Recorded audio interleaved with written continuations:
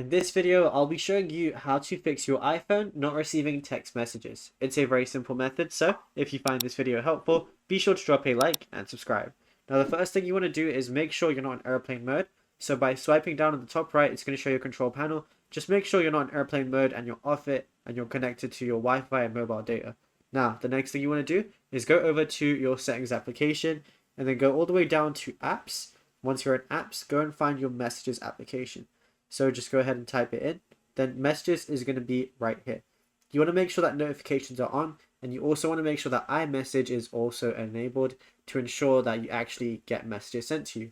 Now, what you want to do from here is back out. You can go out of that as well. Then go back, and then the final thing you want to do is go to General, then go to Software Update. Make sure on the latest version to ensure your phone is running properly without any bugs, and then just restart your phone, open it up, and then you should be receiving all your text messages again. Now, if you found this video helpful, be sure to drop a like and subscribe, and also be sure to let us know in the comments what more tutorials you want from this channel in the future.